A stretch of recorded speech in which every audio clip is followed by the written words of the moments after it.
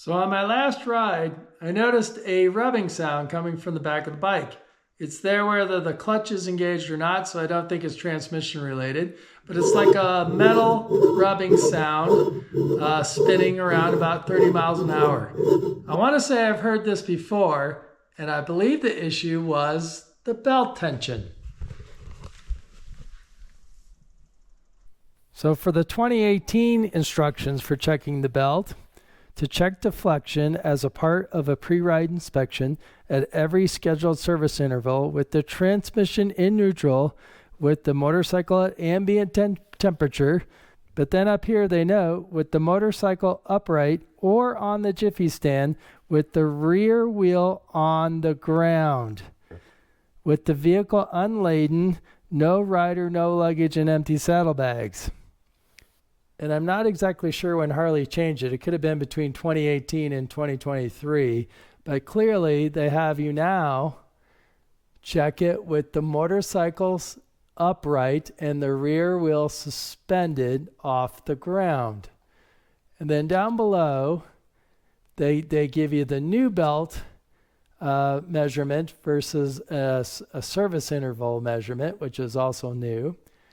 They also note to measure the belt tension 4 times, rotating the rear wheel 90 degrees between each measurement, and then averaging those 4 measurements.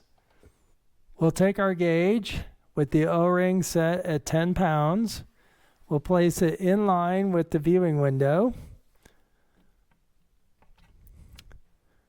And that puts the bottom marker right on the bottom of the first indent marker. So we're going to push up until the O-ring touches the bottom of the tool. And we are sitting about 1.5. So again, there it is at the bottom.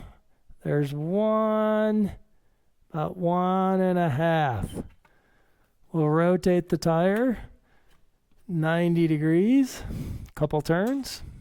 Again, we'll push up till we get to 10 pounds. So there's 1.5. We'll rotate the tire again, taking our third measurement. Push up, and we're getting more on this one. So we're getting 1, 2. We're clearly getting 2 indentations there. So 2 1.5s and a 2. 1.5. So we have 3 1.5s and 1, 2 measurements. We'll average those together and see what we have. So if I take our numbers and average them, we get 1.625. Each graduation marker in the window is approximately 1.6 millimeters. So if we times that from our average, we end up with 2.6 millimeters of travel. And our minimum target for a new belt, so a belt with less than 1,000 miles on it, is 3.3 millimeters. And we can go all the way up to 9.5 millimeters. So even though the bike just has 500 miles on it, we are still not at the minimum specification for a new belt. So I think the option here is to loosen it a little bit, not by much. And I'm pretty sure this will take care of that noise I'm hearing behind the bike.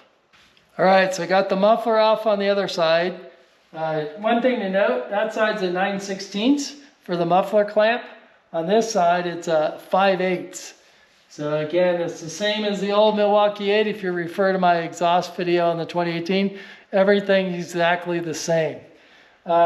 The big thing to note though, the muffler is actually, the coating is on it. There's no heat shield like on my 2018. So this muffler is all black chrome. There's no cover over it. So we're going to remove the 1/2 inches along the top here with the locking washer. And then we'll give it a wiggle. And since it's brand new, it comes off pretty easy. So it's putting up a little bit of fight, but I think we got it.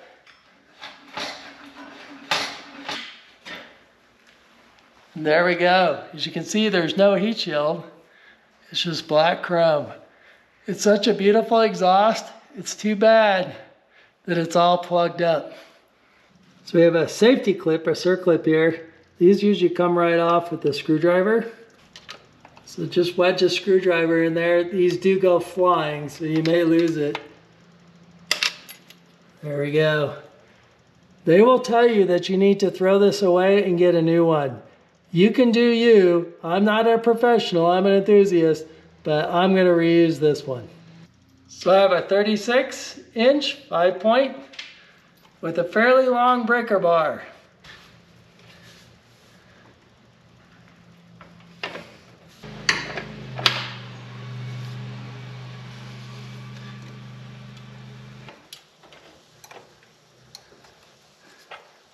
So then they have you push the wheel forward. So you want to give it a good tap, make sure the wheel's all the way forward. Then they have you snug up the axle nut, just lightly torqued, and then you make your adjustments.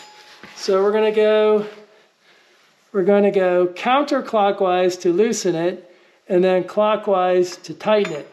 I'm just using a open end wrench, a little easier to adjust with. This is an 1 7/16". I don't think it's exact fit, but it'll work on this big bolt. And we're just going to give it a little turn. And you can see that move forward. And then they have you push on the wheel to make sure it seats.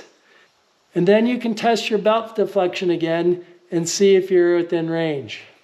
With the axle nut torqued down a little bit, we're going to spin the wheel to make sure that belt seats. And then we're going to grab our gauge and check, just like we did last time, checking in 4 different points. 1, 2, 3. We'll spin that around 90 degrees. 1, 2, 3. Spin it around 90 degrees. 1, 2, 3. Maybe 3 1/4. We'll spin that at 90 degrees. 1, 2, 3. So again, we have that same loose spot as we did before, but now we're averaging 3 markers, 3 indentations all the way around. So with our average now at 3.0625, we're now at 4.9 millimeters deflection. And if we go back to the spec for a new belt, we're looking for 3.3 to 9.5 millimeters. So I went just a hair over where I wanted to land. I was thinking about 4 since it's such a new belt, but not too far off. So before you make your final torque, you want to make sure that the wheel is all the way forward, pushing against the jam nuts. So in this case, we're looking for this adjuster, cam adjuster, to be touching that tab. And then the same for this side. The cam adjuster is butted up against that tab. Make sure that's equal on both sides to keep it in alignment. So now we got to torque that axle nut on the right side to 140 foot-pounds, 135 to 145. So we'll go in the middle. And then they make sure that your adjuster side, your cone side, does not move.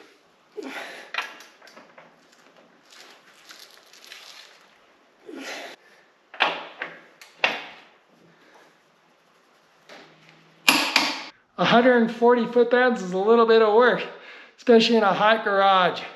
So once you've torqued it, again, double check that your bosses touch the tabs on both sides. And then recheck your deflection and make sure nothing moved. If all is good, you've now adjusted your belt. Just put the mufflers back on and you're good to go. When installing the safety clip, there's a concave side and a flat side. You want to install it with the flat side out. You can install this clip by hand. I wanted to call out a couple things. First of all, when you're putting your muffler on, make sure there's clearance for that safety clip. Because if you have this too tight, it'll rub as your shock absorbers go up and down. So I had to turn this I had to loosen up and turn it to give it a little more clearance. Another thing, these 1/2-inch hanger bolts, they have lock rings on them. I have found that they often come loose. So if you've taken these off, I would check them in a couple days. They can't come loose. So I've never checked the belt deflection with the bike up in the air. This is the first model I've ever run into those instructions. So one thing I decided to do out of experiment is check the measurement again with the bike on the ground. With the weight on the wheels, it increased the tension of that belt. So I remeasured it, and it measured about tighter by 1 millimeter. So definitely a difference. Very interesting experience to measure this off the ground and then rotating it around and taking 4 measurements and then averaging that out. So which way is more accurate? I'm not sure, but I can tell you that the noise is gone. This rubbing sound I've been hearing in around 3rd gear coasting is completely gone. And to me, the bike seems to move a little freer, especially when just moving it around in neutral. So I'm really happy that I checked that and made that adjustment. Well, there you have it, the belt adjustment on a 23 CVO. I'm sure glad I checked it. Until next time, in the friction zone.